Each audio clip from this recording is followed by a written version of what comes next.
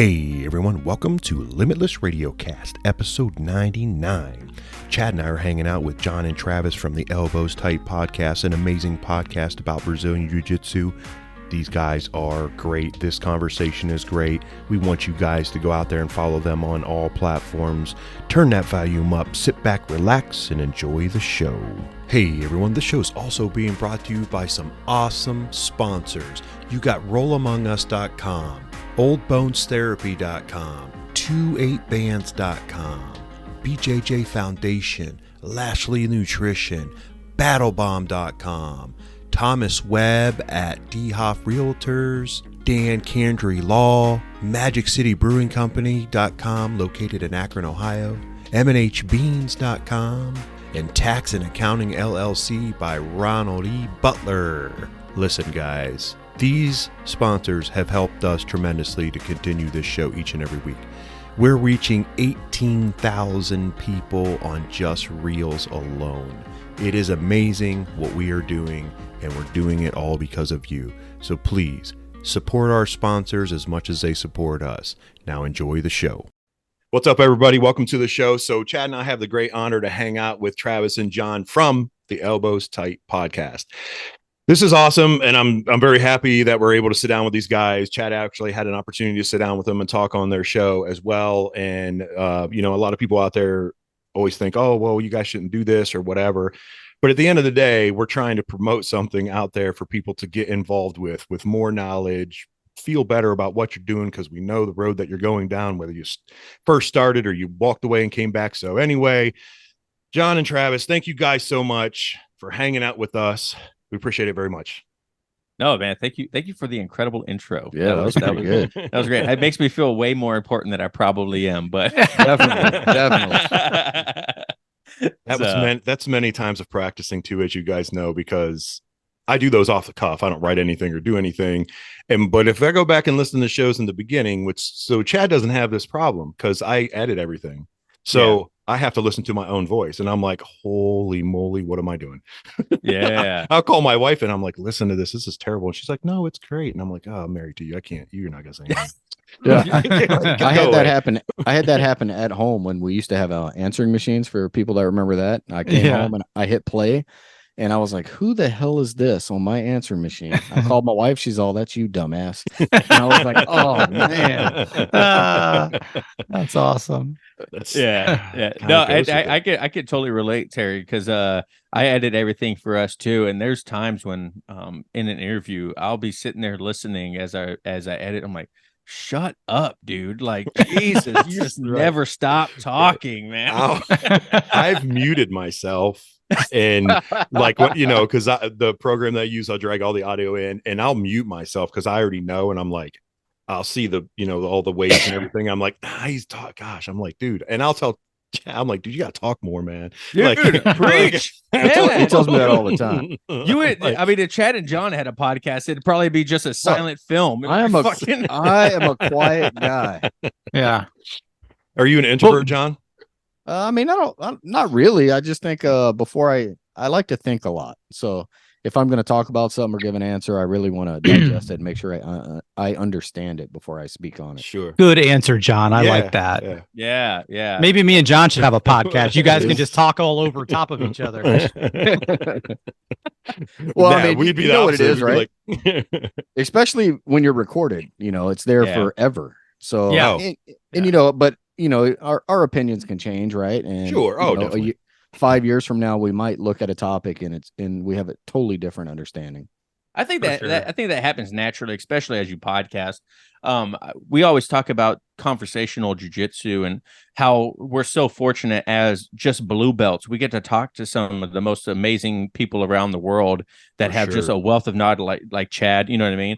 And Chad, actually, I did an Instagram reel of just him talking about white belts rolling with white belts, and it's the biggest reel that we've ever had on TikTok and everywhere.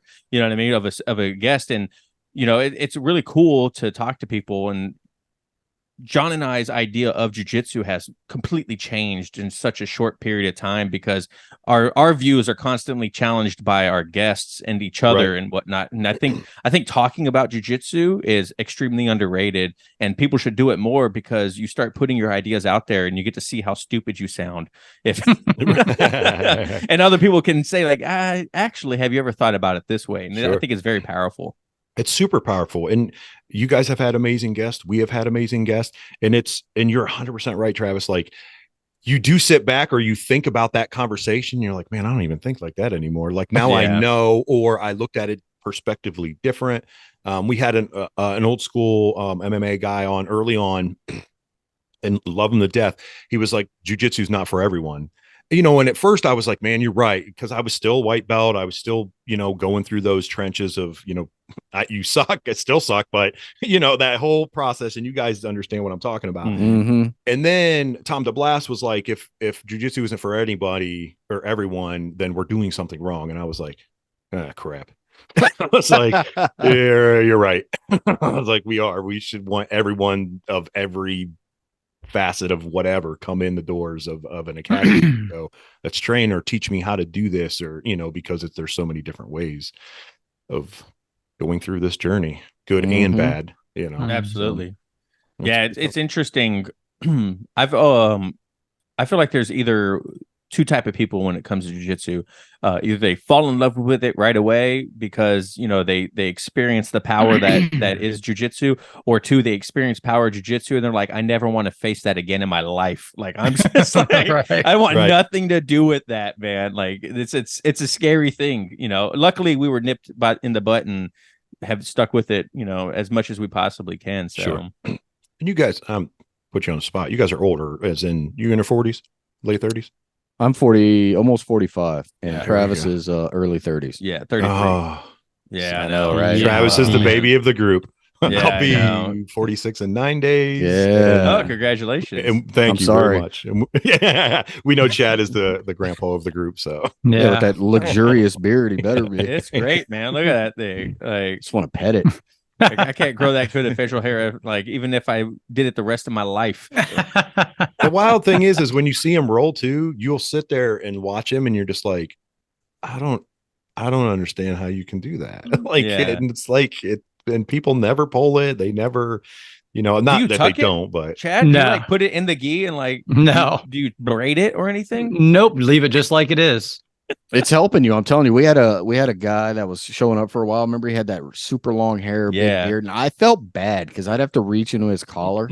And no matter what happened, I was always grabbing hair. Yes. I was like, I will say probably in the training room, like in classes when we roll, I'm sure my guys are respectful and they're not just going to rip my beard or try to get a collar grip. If I competed, that might be a different issue. It's going to be a little different. But hey, is that a rule? Because I've never competed before. But do you guys know if that's a rule? If you can grab hair, or not necessarily like get over here, whipping the hair, but like, are you going to get DQ'd if you go for a collar grip and then you grab someone's gi? Like, I'm sure people aren't going to let go in the moment. I don't think so, because the females, if you watch any of the female, like IBJJFs, and those girls have their hair even tightly braided, and they'll still get, if someone comes up on that backside collar, try to get in the back part, and they'll get the ponytail and all, and they're still trying to sweep them or something, and I have thought about this as well, and I'm like, unless it's blatant, where you're like you said, Travis, like if you're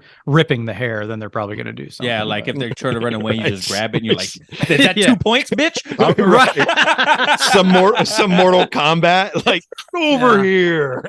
You guys are talking about it, and I remember the first time somebody smother choked me, and I had that happen, and I was so insulted. And I was like, what the hell? Can you even do that? Was it me when I was? No, I was in San Diego, and the guy was covering my nose and mouth.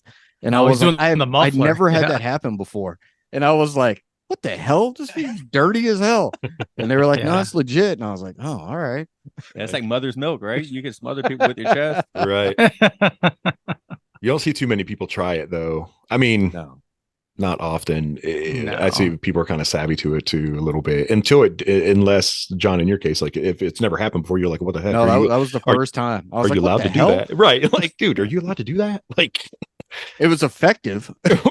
Oh, for sure. Yeah. I immediately, because I was threatening them, and they just started that smother choke, and I was like, "What the hell?" I had to let my shit go just to get out of that. Right. And I was like, "All right, well, it worked." Little flip the switch of like, you're panicking. Oh, whoa, wait. Yeah. I'm panicking now. Like this isn't the way this is supposed to go. Yeah, it was interesting. It's like when you pass your professor's guard and they have a collar grip, and you're like, I just passed their guard, and all of a sudden you wake up, you're like, damn it, I guess there was something wrong. Yeah. I fell for the trap. Yes. Good baseball choke or something. Yeah. a little passing. What's your guys' favorite in right now? What do you say is your favorite in jiu-jitsu? Submission? Yeah. Knee bars right now for me. Nice. really Sit like through knee knee bar.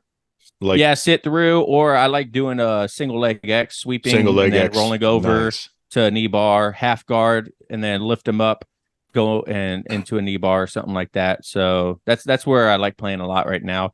Trying to improve my leg game in the gi, so straight ankle locks and stuff like Nice. that too. Yeah. Grappling Industries, I signed up for I wasn't going to tell anyone. I signed up for a competition in June, and Grappling Industries allows blue belts to knee bar. So I'm like, ooh, You start working this.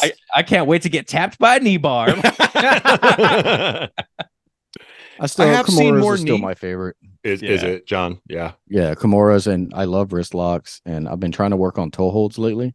Oh, nice. I want to dial those in. I feel like I'm always on the bottom pretty much. So it's a lot of times for me, it's what can I grab, and the feet are always available, so I've been trying to work on those. And John just has a foot fetish too. No, definitely not. But I mean, normally, the guys in our gym are bigger and they're a lot younger, so they're more athletic. So oftentimes I'll be on the bottom, and I can scramble around down there, but it's like, what can I grab and what can I throw to submit them? And a lot of the times it's feet. So I've been trying to work on that. A lot of that stuff just makes them move too, even if you can't get it. At least they're gonna. It makes them respect it. Respect something, right? Yeah. Yep. Yeah. Yeah, I don't think I've ever tapped to a toe hold, but it definitely has made me like, I should probably get out of that. Yeah, let go of whatever it is you're going for or doing. You're like, wait a minute. And Chad's always said that. He's like, always, his way of teaching's been like, if you're there and that ability of where you're at in your journey, threaten something. Like threaten and make that part to where they're going to let loose. Like you don't even have to go for that. Just threaten it enough to keep them at bay or whatever it may be to do that. And I'm like, okay, it took me a while to really realize that, because like when you're in there in a role, you're trying to think of so many different things. For me, it's always been rough because I'm an engineer by nature. I mean, that's my job. So I'm always trying to engineer everything. In jiu-jitsu, you can't do that. Yeah. Because you think too much and then you're waking up. As you said, Travis, like, wait a minute, what happened? Like, oh, okay, great. What did you guys feel? I think Chad, we asked you this. Mm-hmm. When did you guys feel that it really started to click to where you can kind of set up the traps? Like you could like lead people into something that you kind of wanted. You know what I mean? Yeah, I guess it really depends on what that trap is.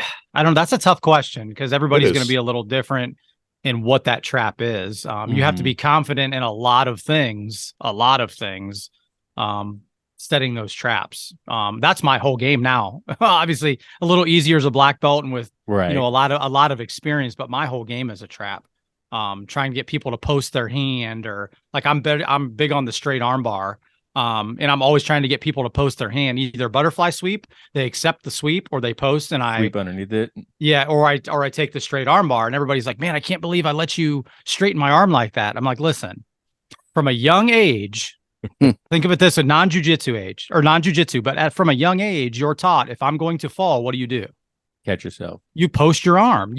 So you can't deprogram that. So really, you're not doing anything wrong. It's part of your makeup, right? So I'm just exposing that a little bit. That or face plant on the mat. Or face plant. Or you take the sweep. Yeah. Right. Or you take the sweep. It's a couple things. So I was going to say, well, in skateboarding, it's the opposite. You're learning real quick. Never catch yourself. With your hand, right? With your hand. Yeah. Like, oh, you guys, I don't know. You guys skateboard? I did when I was young. So I didn't really do it a lot because I transitioned right into BMX bikes, and I ended up racing for a while when I was young. I raced BMX bikes for a while, and then I raced downhill mountain bikes for a while. Oh, wow. So oops, hit my keyboard. Yeah, it's still recording. I was like, crap, did I just hit something. Great. Good job, Terry. Way to go. Yeah, because no, like in skateboarding, like growing up, we saw plenty of people hurt wrists, arms, and stuff like that. Like if you like say you're ollieing something, like you catch a rock, or like you already know, just like tuck and roll, like don't even try to post. Yeah. Like you're gonna do way more damage if you try to catch. But that's a completely different scenario, right? Like there's a lot more force and momentum behind you in those situations. But in jiu-jitsu, you feel safe when you're putting hands and feet down, not knowing it. You mentally, you're like, oh, I'm safe to land and maybe roll out of this, or maybe try to get that, underhook or something like that. And you're landing, but you're not there and processing the fact that, oh, I'm landing right into a straight arm bar. Yeah. Now I'll do it with Chad. I will purposely not put my arm up close to his head when I'm landing because of that reason, because I'm like, crap. Yeah. I'm going to get straight arm barred here in a second, so go ahead. I don't think I haven't got good enough where I can really trap offensively. I mean, I do that on the defensive side, where it's easier for me to get out of someone if I let them take my back than if they're in mount. So I'll let them take my back just so I can get out of it. John's such a bullshitter. I don't know what he's talking about. John's first submission on me was a setup for a wrist lock. Yeah, but that's different. Oh, it's not different. You set up a trap. Did I give you my back? No, you didn't. I was in pretty half sure I did. Yeah, we got the video of that, dude. Yeah, no. That needs to be the next wrist reel. lock. I want to see this wrist lock. We have it. We have it. Was it from the back? Was it a wrist lock from the back? It was back. Yeah. Did you let him shoot his arm through? I was turtled up. I'm telling you. Oh, okay. I don't know, man. I remember. It took me 2 years to get it on you. I remember. I remember that time too, because John looked at me. I tapped, and he like looked at me, and I was like, "Yeah, that was a tap. You got me." And he's like, "Yes." It took years. Have you guys always gotten the role together? Like, I mean, is that yeah. You guys are like the training partners? Kind of went through that whole process. Started the podcast. I'm assuming, obviously, after. Yeah. That. Yeah, so John and I, we actually work together. We have the same job. Nice. We live across the street from each other. Like if I open up this window, his house is outside, literally right in my front yard. But yeah, we're like best friends, and started the podcast together because we were in Japan together for work. And John had just started listening to podcasts, and I was like, "Yo, we should start a podcast, man." And he's like, "No, I think why would I ever do that?" And I'd never heard of podcasting before. I'm like, "What?" He's like, "Yeah, we're gonna do it." I was like, "No." Yeah, and here we are, like 4.5 years later. 4 years, 5 years We're later. gotta be almost 5 now. Yeah, that's awesome. I'm glad you guys have stuck with it and keep doing it, man. Because I mean, you have great content, and like I said in the beginning of the show, we want people to resonate with people, like relate to them and give them as much information. The lawyer you guys just had on, oh great. I haven't listened to the whole episode yet, but it's great. Like, and I'm like, this is awesome. Like, this is a perspective from a lawyer talking about the situation that happened and whatnot, and giving a breakdown and everything. And I'm like, it's pretty good. Like, this is that was a good episode. I listened to that whole thing. It was good. I appreciate that, Chad. Thank you very much. Yeah. Did you think, I gotta ask you a question about that episode, the Gracie Baja question you asked him about the uniforms? Did you think it was going to be a different answer?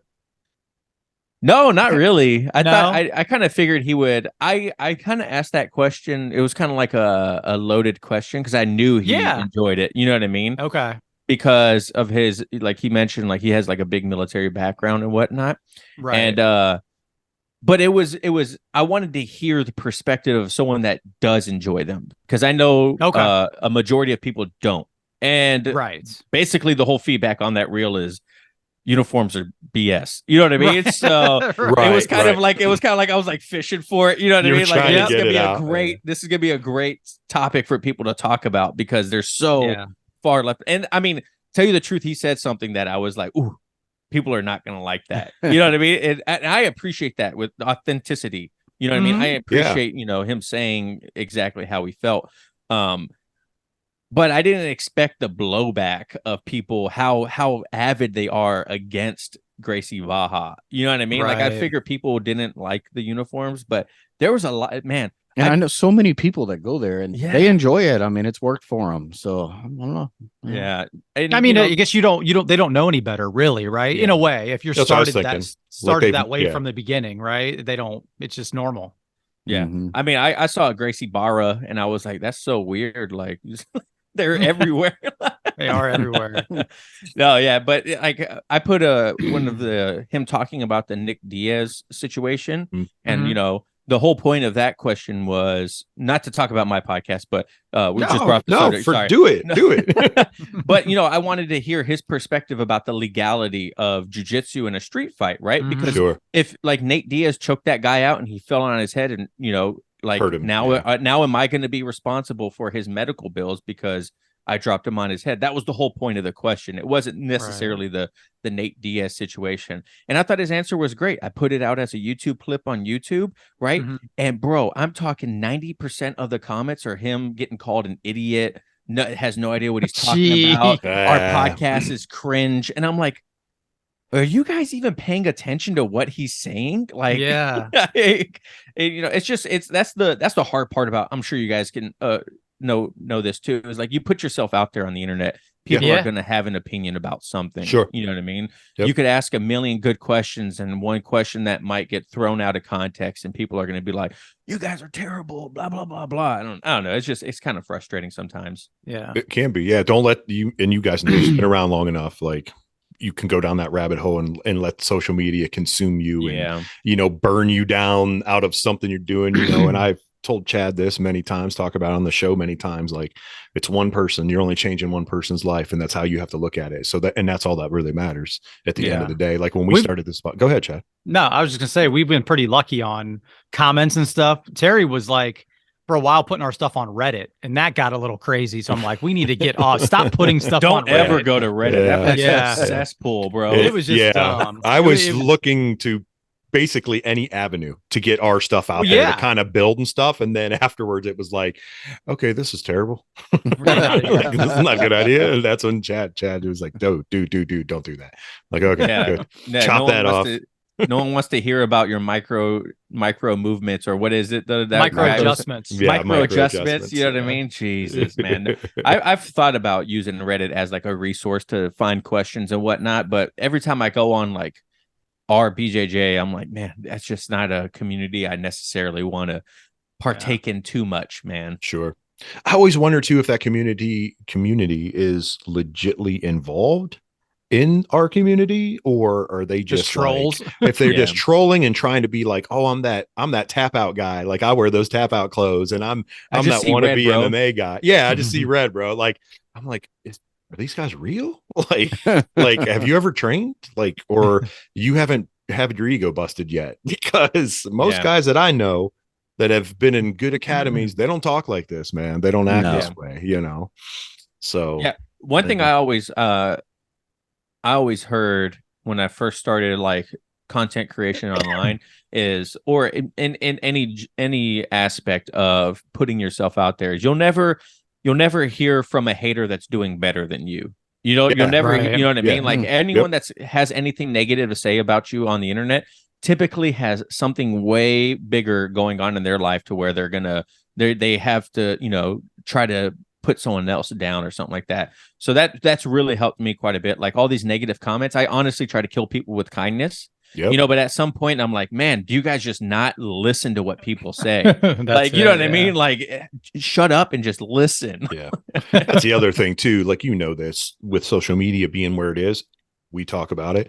It's awesome and terrible. There's no in between, really. It's either really good and you get all the positive you can and you try to stay in that lane, or you can go down that lane of just constant negative stuff and people trying to bury you and hate on you and troll you and everything. And it's like, there's two different worlds. You know, if you start reading comments on your favorite jiu-jitsu person or whatever, you're just like, oh yeah, this is a terrible idea too.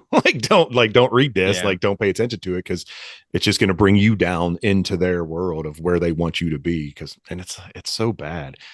And I'm glad, like, for us to have content, that's one of the goals. It was like, oh, we don't need to do this or do that. It's like, let's just be normal guys and talk to people and have regular conversations. And if people don't like it, then that's on them. That's not on me. Like, I don't have time to waste on that. You know, we all got families. We all got stuff we got to do. We all care about people. Kill them with kindness. You know, it's a great thing. You know, what you just said, Travis. So keep doing that, right, guys? Yeah, right. And I choke can them out only once in imagine, a like while. Chad, like you being a black belt, and like you guys do the Technique Tuesday. I can only imagine sometimes you must get someone that's like, this is BS. This would never work. Yeah, occasionally, not too much, which is I don't know if that's good or nobody's watching my videos. I don't know. We did have a comment not too long ago. I forget what it was. I posted. It's been a while. I posted a Sao Paulo pass. It's a pass from close guard, and some guys like, that's not how you do it. That would never work that way. And I'm like, okay. I mean, what works for you might not work for me, and vice versa. You know, same type of thing. But it's like seeing a Baron Bolo 10 times into like several different leg locks, defense, and everything, and someone's like, "Oh, that would work great," and I'm like, "Not unless you're an expert at it. It's not going to work at all." Lost me at Baron Bolo. What'd you say, John? Said you lost me at Baron Bolo. I'm like, no. When they got to do those, I'm like, man, look, I've had both shoulders rebuilt. I don't even like looking at that move. I'm like, we used to do like the Granby rolling up and down, and John would just just get up. Yeah, I'm like, I'll be sitting over here waiting. I don't even care. I used to care when we first started. I try to do everything, and after a few years into it, I know me. I'm like, you know what? I'll just wait. I'll go on the next one. Yeah.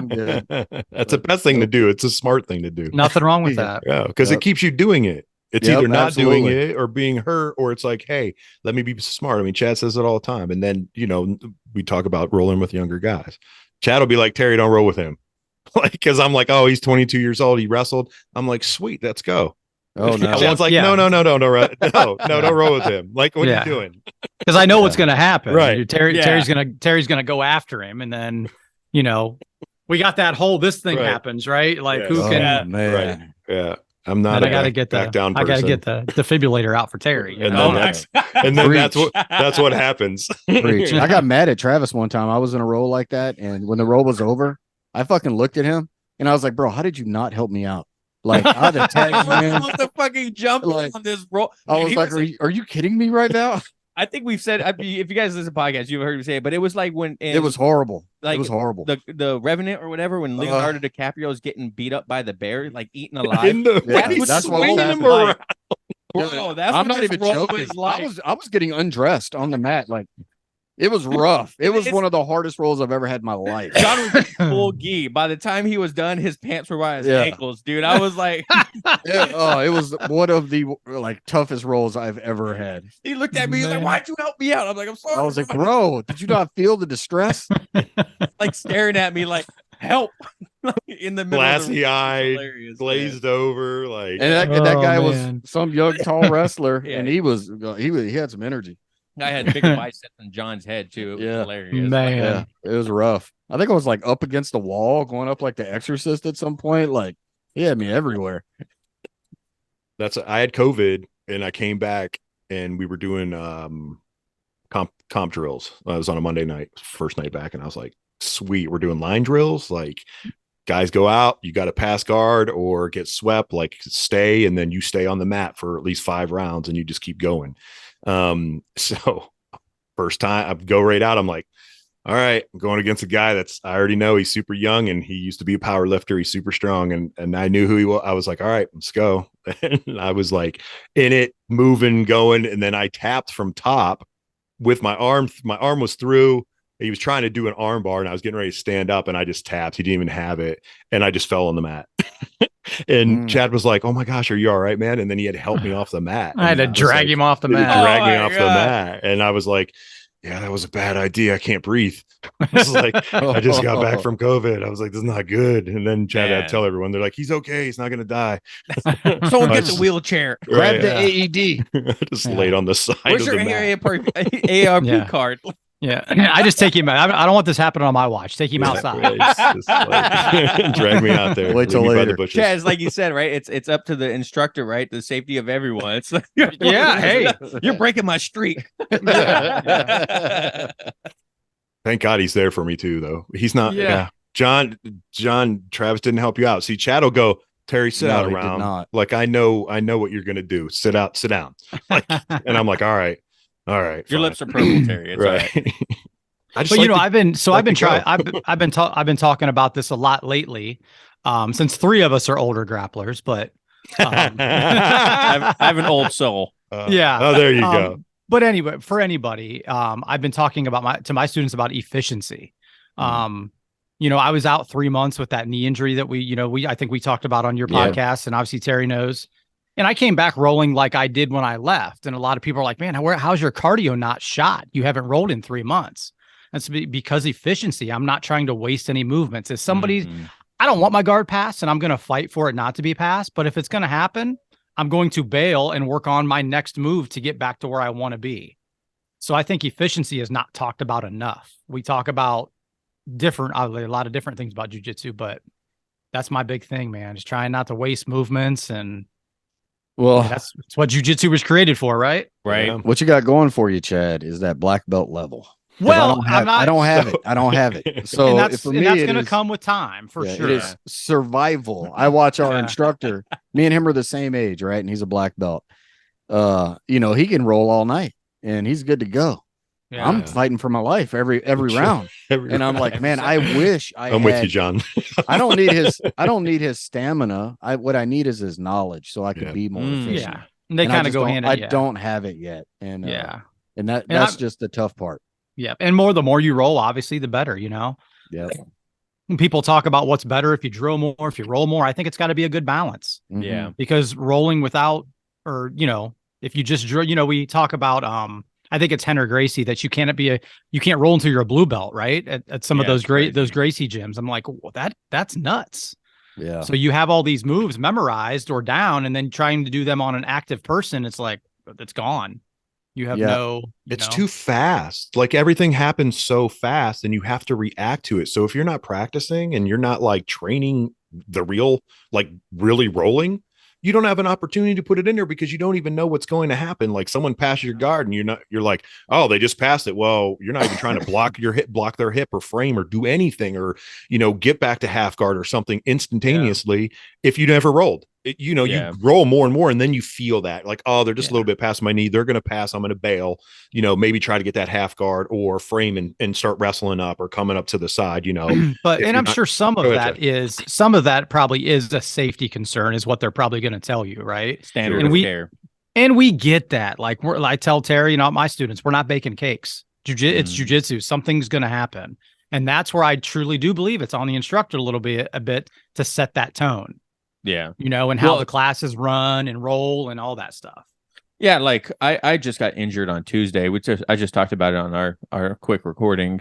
And it was one of those situations where it was just, a freak accident. Like Cody, our school owner, he's a 6'5", 230 pounds of oatmeal and sex appeal. You know what I mean? Like, yeah, he's got the package. Yeah, he's got he's absolute specimen for jiu-jitsu, right? And he was like a former MMA fighter and whatnot, but like I was like on my side trying to get him in my half guard, and he had shoulder or chest pressure, all his weight on my left shoulder as I was on my right shoulder. He went to go pass around my legs. I went to turn to like show my back to like, kind of like Granby roll or whatever. And from the pressure, I heard some popping in my chest and shoulder. You know what I mean? Like it was just like one of those situations where something had to go. You know what I mean? Yeah. Like, sure. And it was, I was like, dang, man. I was like, he's like, did I hurt you? I was like, not necessarily you, but yeah, I got hurt. In the process, you know what I mean? Right. Like, it sucks. So how you feeling now? It's still super tender. Yeah. I can't like sit up, which is weird because it's not my abs, it's my chest. So I feel like there's something. I feel like I might actually have to go to the doctor and have it like scanned and checked out. You know what I mean? To find out. It's not your ribs or anything, right? Like nothing. No, it's like, and I don't have any like range of mobility issues. I went to the gym and lifted, but I tried to dig a hole last night with my wife, and it was a 9 out of 10 in pain. You know what I mean? I was like, what is going on here? So the lesson there is she saw him go work out and lift weights after the injury, but not be able to help her plant in the garden. Yeah. No, but like some things hurt it but a lot of things don't. And so I'm just like trying to figure out everything. So I'm still going to train this coming week and just try to see where my limitations are. Yeah. And then if it progresses or it doesn't get any better, then I'll go get it checked out. Sure. I hate the doctor and I never go to the doctor. But if something's legitimately wrong with me, then I'll go. I'm gonna totally target that weakness, bro. by all means. And when I kick you square in the nuts. Was that a jiu-jitsu? A tap's a tap. Right. You're like, I don't sweep. care. There you go, John. That could be an instructional DVD right there. You know that. For sure. Yeah. With all the instructionals that are out there, I mean, now you got to start selling it just based off name. Because there's a plethora of everything else. Yeah. Oh, it's like come up with a clever name, and then everyone will be like, "Oh, what's that?" Well, you have to buy it to find out. Yeah. Like Craig Jones, just stand up. You don't remember I used to sweep you? Just stand up. I used to sweep Travis, and he'd go, "That's my nuts. It's my nuts." And I go, "Yeah, the nut smash sweep, bro." Instead of a knee slice, it was just like slicing my nuts, dude. Like, Yeah. The worst is I have felt so bad when I've done that to people where I'm like I've knee sliced pretty hard to get on that thigh, but I'm over 6 foot and 230 pounds, so it's like wham, like I'm coming through, babe. Like here we go. I'm getting an underhook, and then I'm like, I'm sorry, man. I just smashed your. I feel like everyone we talk to in jiu-jitsu, I just want to sidebar this real quick. John's like 5'7", I'm 5'8". Everyone we freaking talk to in jiu-jitsu is fucking 6 feet plus, dude. I'm like, where's the normal people? Like, where are the normal people at in jiu-jitsu, bro? Like, where's my 5'6" guy? I'm gonna go like talk to 180. They're all like, I'm like 230, 6'4". I'm like, fuck. You're probably gonna be my partner in class too. Right. Like even the lawyer, he's 6'1", 220. I'm like, God damn it, man. I wish every class went like this. They go, hey, everyone pick a partner that is similar to your size. Like, right. There was someone there. Shit. Right. Have you guys know who Christian Woodmansey is? So he's a black belt. He owns Logic BJJ in Philly, Pennsylvania. We're good friends with him. He's come in for a couple seminars, and he's a rooster weight. So he's like 115 pounds and very, like 5 foot. Would you say 5 foot tall, Chad? Probably. Yeah, he's like probably 5'2", 100, probably 125 pounds. Okay. He's a little guy. I cut off some weight for him, so yeah, but little guy. More dramatic. He's coming with seminars, and we have a lot of big guys in our gym, and he'll be like, who makes these humans? Like, why are these humans so big? Because he's trying to teach a technique, and he's like, you guys, like, this is insane. I remember the one he came in, he just did like smash pass, like the double underhook smash pass. Yeah. And he did it at ease, and he's a black belt. He's very good. He's fought in MMA and stuff at that weight level and whatnot. And I'm thinking, if he can do this, like, I have no problem doing this because I'm a bigger person. And now I kind of love that pass. There you go, man. Yeah. Hey, another example of true efficiency when somebody is that small, right, and can pull off some things. But again, black belt, high level black belt. Yeah, I definitely think smaller people have to work that efficiency sooner than anyone else in jiu-jitsu. So I think if they can get that going, they're gonna skyrocket. I mean, how many times have you rolled with someone smaller and you're like, this dude is kicking my ass? Like, so many times. Yeah. Like Austin, we had a blue belt who was a wrestler, but man, he was like so flexible. He was like the smallest guy in the class.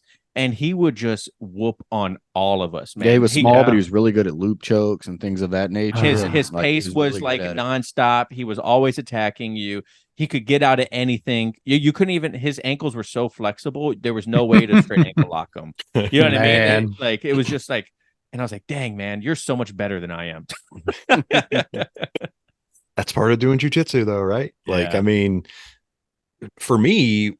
Circle back to that question, and Chad, you said it's a hard question. I was been thinking about it as we're sitting here talking. Not that I always combo stuff, but I don't always think of it. But I think towards almost blue belt, I started thinking that more because I started believing more into my jiu-jitsu. It just took that kind of road to go, it's okay, man. And I kind of approached it differently from a more defensive wise. I was okay to, we always say, I spent 2.5, 3 years being beat up. Well, that's not true. I mean, I don't look at my white belt journey of being that. I look at it as going, no, I spent that time to really learn how to be a little more efficient and a little more, because I took defense and said, all right, cool, I'm going to see what you're doing. And then I'm going to reverse engineer it kind of deal. So then now I start seeing things. I'm like, oh, that's there. I'm going to leave that there. Or, using lapels or pulling lapels out. and laying them across the body and pulling your own out. You know what I mean? And kind of like, okay, I'm going to set up a couple different things here. And then if it's not here, I know that's there type deal. And I didn't do that for, go ahead, Chad. Well, no, I was going to say, you want to tell them about your aha moment in jiu-jitsu when me and you rolled that one time when you were a white belt? Oh, so Chad, as I said, I'm 230 pounds. Chad is 150 pounds. All right. And he cross-faced me and flattened me out. And I'm a pretty strong person, even at my age. Strong. And I was like, what? How did you just do that? And I couldn't even move. I mean, he came to my right side, cross-faced, flattened me out, manipulated that spine. And I'm like, I couldn't even get my frames under strong enough to get him off. And it was just like, and then that for me, I was like, okay. I'm like, I get this. I get it. This is an aha moment for me. I don't care how strong you are. You better work on your flexibility and you better work on technique. And we joke and oh, don't look that small, those small movements, man. Anyone that does jujitsu, you better understand that those small movements are super important in your journey. They don't have to be in the beginning because you're trying to figure it out. But as you keep going, man, you should focus on some of that stuff a lot because it's there. John, you like wrist locks, man, and you see them. You probably see them all the time now. All the time. You grow with people because you focused on that. I mean, Chad is very, he calls it the snake charmer, and it'll just be if your hand's loose or not, and he'll just be like, bam, out of nowhere. There's no backing behind it, but it's enough for me to go, crap, I recognize, and then it's selling one to get to another type deal, or hey, you need to be on notice, oh, I'm not even thinking about trying to get that now. So that's how jujitsu works. If you start focusing on that little bit of stuff, Yeah, definitely. It's definitely one of those wrist locks to me are more of when I do it to people, their eyes perk open. They're like, and I was like, aha, yeah, you should watch out. Yep. You weren't expecting that. I understand, but I'm not going to be a jerk. Wrist locks also one of those it's kind of like heel hooks when you do it to in my opinion, just as a blue belt, but I don't like wrist locking some people if I know that they are explosive or they don't necessarily know how to get out of it. You know what I mean? And it's not necessarily if they're a white belt, if they're new or, that's just them as a person. Because if you jam your wrist lock, if I get it right there and then you're trying to jerk out of it, you're going to hurt yourself more than I was about to do it. You know what I mean? So that's one thing I worry about. Yeah. So for sure. Cause it could go wrong really quick. Right. Yeah. But half the wrist locks I hit, I catch and release. Yeah. I don't even I mean, they know I got it. I let go. We kind of make that eye contact. We move on. Right. Yeah. But that's how I learned. I mean, from Chad, that's how I learned them, watching and other guys do them. And then I started going, oh, you can kind of do them. And then, so I started looking for them more for that purpose of going, hey, you need to slow down, Mr. Yeah, that's all it is for me is a slow down. Dude, chill out, man. I've wrist locked from close guard and the kid's reached in and I'm slide my thigh over my leg over just a little bit to where their elbows are right against it. And then just grab their wrist and be and they'll back up and I'm slow down. Yeah. You're okay. Just slow down. They'll be oh. I'm yeah, well. Yeah. I asked, I did a seminar with Clark Gracie. It's been a while ago for this one, but I asked him why you don't see a lot of wrist locks at the high level competition. And he said it's because they haven't been enlightened yet, meaning they haven't done that many. Because once you start doing them, John, you see them everywhere. And even watching, I watch a lot of high level tournaments. I'm like, man, they could. I don't know. Maybe it's just that friendly thing where it's I'm not going to do that to you if you don't do that to me type thing. Cause same with I love seeing a good wrist lock finish in competition, bro. I do too. Cause they're brutal. Cause they don't slow the foot on in competition either. Yeah. No, so when I first started hitting wrist locks, I was hitting them for a while and it got to a point though, where they were kind of frowned upon where I had heard that if you were doing wrist locks, it was because your jiu-jitsu sucked and covering all your stuff with the wrist locks. Sure. Right. I remember it bothered me for a while. I was damn, because I was man, I really like wrist locks. But I went to a couple places and they were wrist locks is pretty cheap. But to me, it wasn't at all. It's just a submission. And if you're not watching where your hands are going, then you might get caught with it. Yeah. And then after a while, I was like, whatever, I'm going back to wrist locks. Yeah. Yeah, John Danny here talks about it, and someone asked him like, why is he against wrist locks, or why does he think they're not effective? And John Danny here's answer was pretty much because there's no point of control to initiate them. They're always a byproduct of something else. You know what I mean? Like, which makes sense, right? It does. But I mean, why would you finish a Kimura or an armbar if you could just give a wrist lock? I mean, to me, that was the whole setup. Sure. Yeah, and it's usually, for me, the wrist lock is the last option. I'm in I have somebody in a triangle, they're defending, they're postured.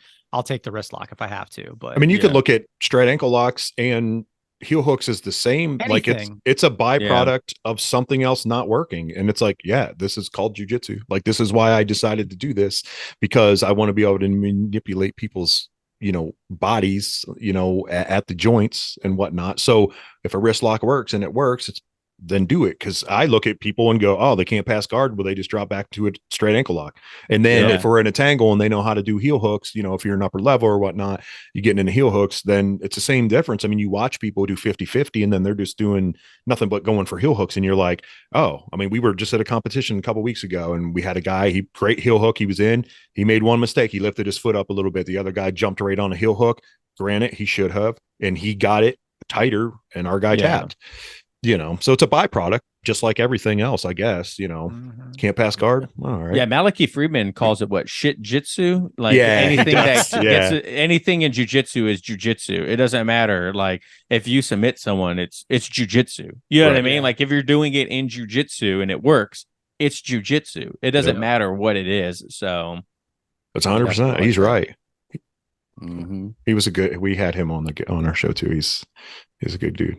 Yeah, I like Malachi a lot. He's helped out quite a bit. The guys we trained, the way we found out about Malachi was we actually trained under who is a brown belt now and who's a black belt now.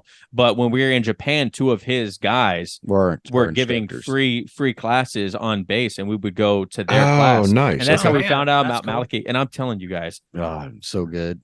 it was incredible. It was like a whole different world of instruction. And they were a purple belt and a brown belt at the time. And I'm like, golly, these guys are good. And then when I actually started watching Malachi's content, I'm like, no wonder, man. Like this guy is so good. Have you guys ever experienced that with someone where you're just like sitting there in awe of like their ability to teach, their physicality, their technique, and all that stuff? Yeah, for instructor wise, I have two. One being James Klingerman, who's my, who promoted me to black belt. James is an amazing instructor. And kind of unorthodox too. If you guys look him up, he's got some stuff that a lot of people don't show, like Peruvian necktie, right? He has a series called the Peruvian Dozen, and it's just one thing that leads to the next off of that. And then the other is Christian Woodsmansey. He's an amazing instructor, and it's not just showing you like, hey, here's a Kimura. It's the concept behind it and how he articulates that jujitsu. He's extremely articulate, with the way he speaks and everything. Yeah. And then you have the other. Then you have the other side of the physicality. When we had Muhammad Ali and the jiu-jitsu Muhammad Ali guy, you guys know him? Yep. That's the first time I saw somebody that big move the way he moved. I'm like, this guy could have played NFL linebacker. He was that type of athlete. Big fella. Yeah. So. Yeah, and my favorite picture of him is his arms up with Nicky Rod with the rear naked choke on him. He's like, what is this guy doing? You're not pulling this off. There's no chance. What about you, Terry? Who has really opened your eyes to the possibilities? Christian for sure. Just because we've built that relationship over time. He's been in several times. He's a good friend of East Coast Martial Arts here. So he comes in, and if he's in town, he'll be like, hey, you guys want to do one on this night? Nothing else is going on. Sure, man. Stop by and we'll just do that type. I'm going to say, even though I didn't do it, I took pictures, but Giancarlo, I was extremely impressed. He came in, did a no-gi, Giancarlo Bodoni. And it was after winning ADCC. And I was just like, yeah, this is why you're a professional athlete. I'm like, his hands are massive. It was different seeing him in person versus seeing him on, the screen watching ADCC. And I was like, yeah, like this is why he is under Danaher, and this is what he's doing. And this is why he's as good as he is, Yeah. My favorite thing from that seminar, and I try to tell people whenever that seminar comes up, is he did a Q&A at the end. And people would say like, hey, when do you do this drilling? Or how do you structure this?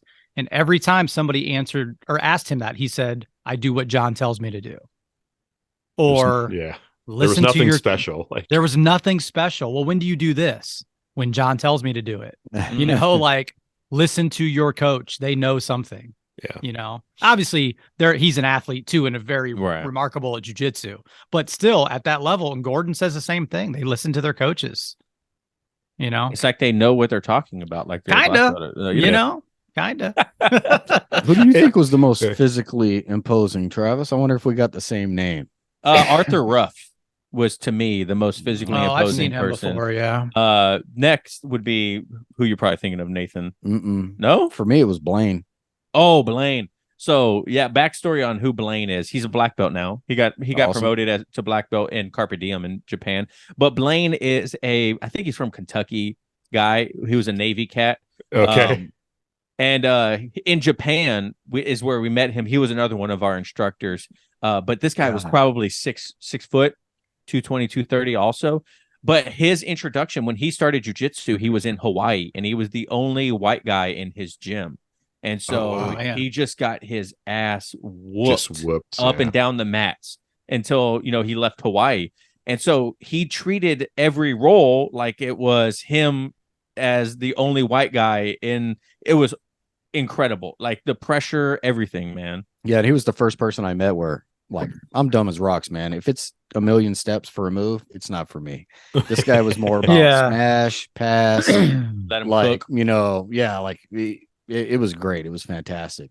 You remember he just throw the knee right on your chest when he wanted to come in. I was like, oh man, that was neon. That was like Neon Soul. Yeah, he was great. He was great. I like learning from people like that, where it's more because my athleticism has definitely, you know, went downhill with life, you know, going in general. I'm with you. Know what I mean? Same thing. I don't in my head doesn't think that, but right. But so our current instructor is a Carlson Gracie black belt, right? It's nice. Carlson Gracie. What's his name? Oh my god. Anyways, he's like third generation from or second generation from Carlson Gracie, right? And Marcelo Alonso is who he's under, who's a fifth degree also. But when he came to our gym, he was like, I'm gonna just completely remove your identity from you and just smash. You know what I mean? Like and it was incredible to feel just the amount of pressure someone could have on you. He did not appreciate my wrist lock. Yeah. He John's like, you want to smash me? Guess what? I put a wrist lock on him and he stopped the roll. He stopped the roll and he looked at me and he said, "Oh, that's the way you want to play." And then he literally destroyed my soul for the rest of that 3 minutes. And I was like, well, I'm never doing that shit to him again. That's when you walk away, drive home, you're like, it's a bad idea. It's terrible. Yeah, I was like, I should have never done that. Right. Go home and smack yourself. Yeah, 100%. I haven't had those. I haven't had that moment to where I haven't done anything wrong to anyone. I always feel bad. Like if I have them as something, I'll let it go because I'm like, ooh, they're not going to tap. They're going to go to sleep soon. I'm just going to. I didn't know he was going to be our instructor. I was gone in San Diego training for 6 or 7 or working for, I don't even know how many months. I was gone and I came back and he was just a black belt in class. So, you know, whatever. We rolled and, you know, so whenever I roll with a higher level belt, I don't know. Then I didn't know how hard to roll right. And I don't want to be disrespectful. Right. So I really did not roll like I would normally roll with him. And he like literally destroyed me and it bothered me. He talked to me about it. And it bothered me, right? I was like, man, I didn't like the way I rolled because I toned it down so much. It wasn't how I'd normally roll. Sure. And I was like, if I ever get the chance to roll with him again, I'm rolling hard. So I did. I got the chance to roll with him again. And that's when I threw the wrist lock.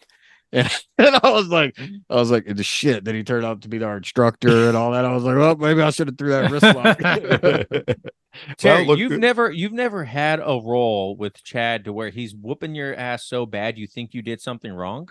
No, like it's never happened. No, it's never. I've had rolls like that before where I'm getting smashed so hard afterwards. I'm like, did I offend you? Yeah. Like, should I have not have been joking was around there in class? something wrong? Did I do something wrong? Like, did my wife hire you? Like, I've had people come at me that way where Sure. I think somebody, did I say something to your mom? I don't, I never Whatever. take it friends? personally. Like, I'm just like, oh, they just want to go. Like, I'm just dumb to it. You know what I mean? Like, I'm just like, oh, okay. Like, Chad always told me, in the beginning, it was like I would have marks all over my face, man. Like, I looked jacked up because I wrestled. So I'm a head first guy in. So it'd be like, bam, I'd slice across my face, whatever. Come home. My wife's like, you're not doing, I don't know what you're doing. It's a fight club. Like, what's wrong with you? I'd go to work. People are like, this is before COVID, right before it. And they were like, dude, what are you doing? Like, did you get in a fight with someone? And I'm like, oh no, I started jujitsu. Like, and they're like, what? They're like, yeah, you probably would. Like, I am the only guy in the office that has tattoos as well. But, right. But for me, it's always been like, oh man, they just wanted to go. They wanted to get after it. Like, I never thought of it like they're mad at me. Like, they're mad and they're coming at me. And maybe I give too much, honestly, trust to people and I'm just too stupid. Maybe they were trying to hurt me or trying to put it on me. And I just was like, nah, I don't know. Yeah. Nah, it just is what it is. I do want to ask you, Travis, though, were all the tattoos, military tattoos? The only one that wasn't, it was my hand. Oh, nice. Okay. Yeah, that one I got after the military. And it's of my dog that we had to put down. Unfortunately, sorry to ruin the mood, but that's Terry's fault. That's Terry's fault. Thanks, Terry. Talking about my dead dog. I'm so sorry, man. No, yeah, never talking to these guys again.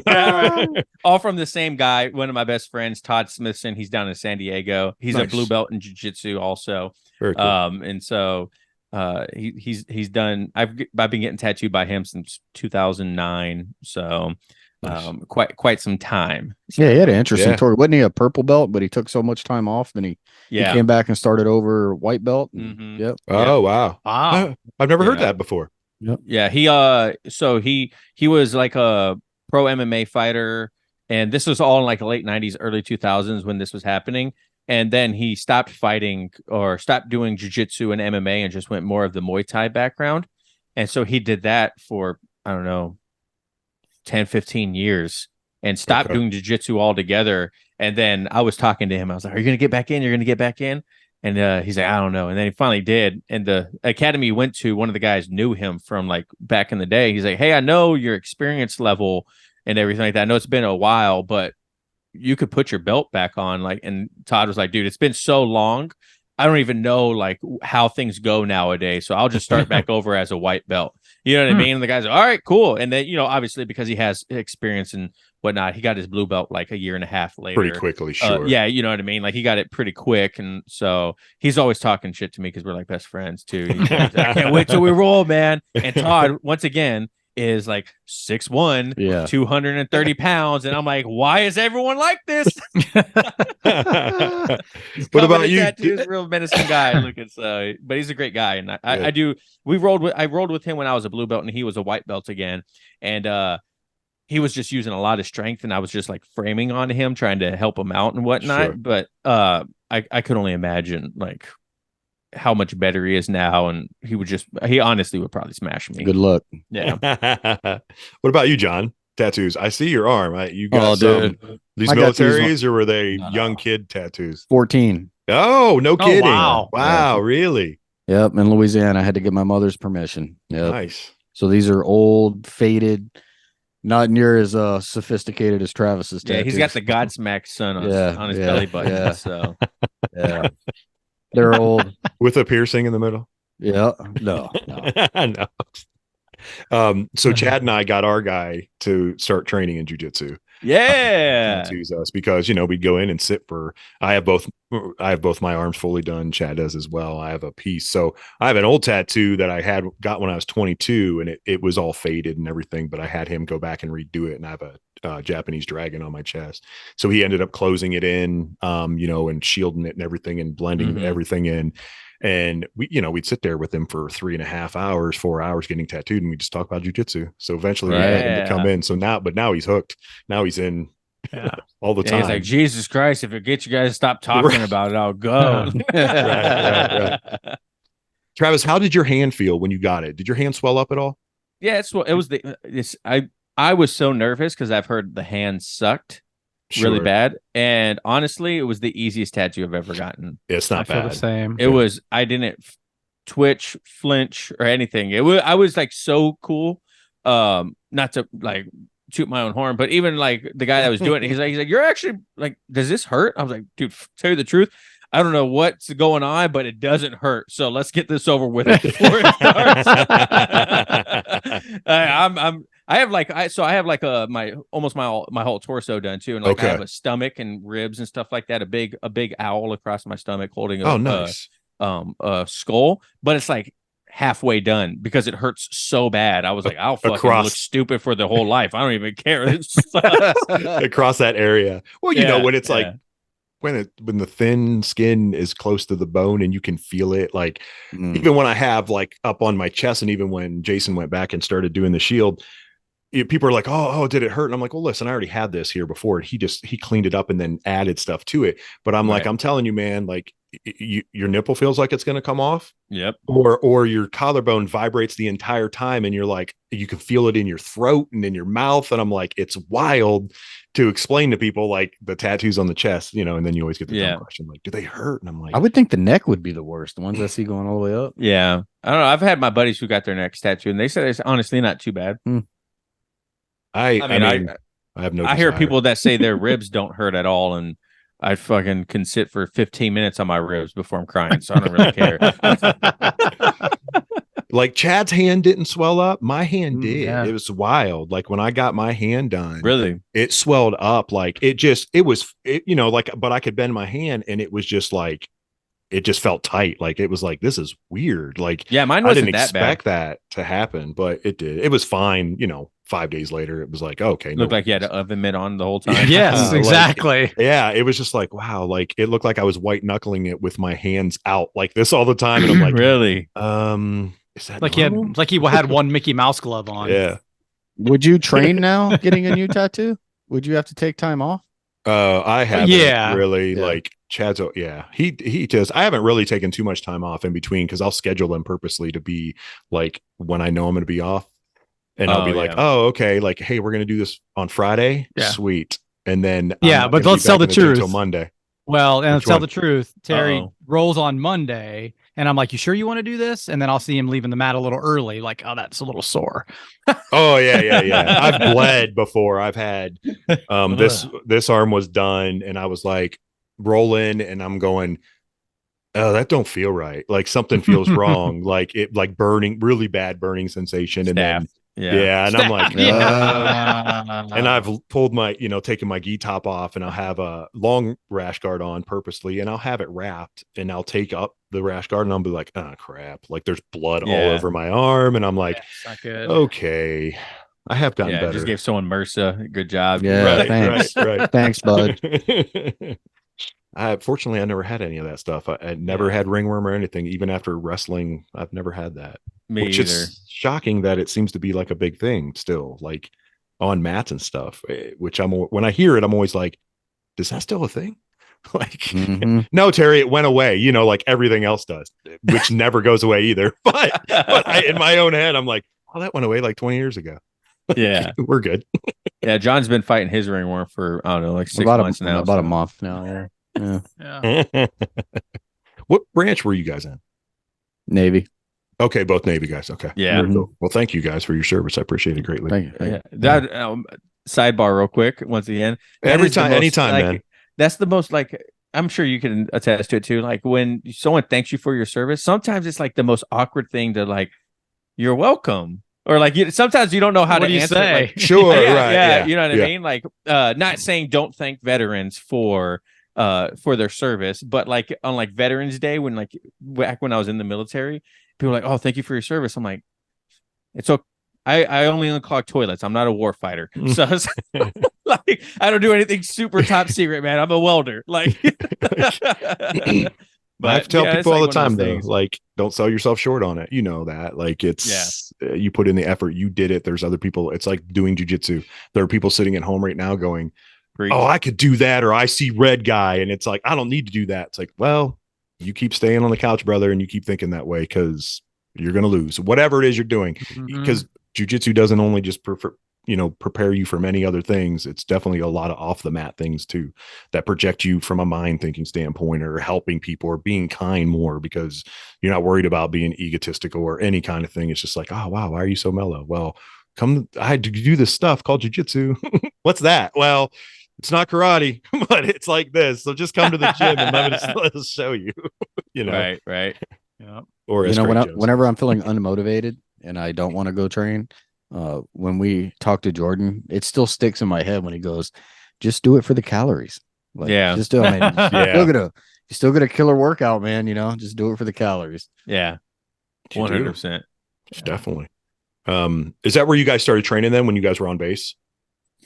No. Because I was going to say, you're like, John, you're 45. Travis, you're what, early 30s? I'm thinking, would you just like get out of the military like 4 years ago? Like, what happened here? No, I got out in December 31st, 2015, and we started training 2017. I think probably around there. So we're probably coming up on. We trained for a couple years before we went to Japan. Yeah. Oh, okay. So, what did you guys go to Japan for? Work? You don't have to tell me. Yep. Okay, just working. Top secret scroll stuff. Yeah, I think we were probably both 4-stripe white belts when we went down there. Oh, nice. And even at 4-stripe white belts, like that was, I mean, maybe we had I think most of the class was white belts, right? And it was probably even below that. So it was very interesting. Yeah, it was a great experience. First time I got introduced to knee bars, like all kinds of stuff down there. John had crazy stories when it comes to jiu-jitsu. I had a guy that was knee barring me like every few seconds. I'd tap, he'd knee bar me. I'd tap, he'd knee bar me. Finally, I stopped and I go, look, man, you can keep doing this the whole class because I don't know what you're doing, or just move on to something else. I was like, I have no idea what this move is because we didn't go over them at that point in our school. Yeah, sure. I was like, dude, you're just gonna keep nailing that because I don't know what the hell you're doing. John has the craziest stories when it comes to life and in jiu-jitsu. Like, if you're like, has this ever happened to someone? You're like, yes, it happened to John. Like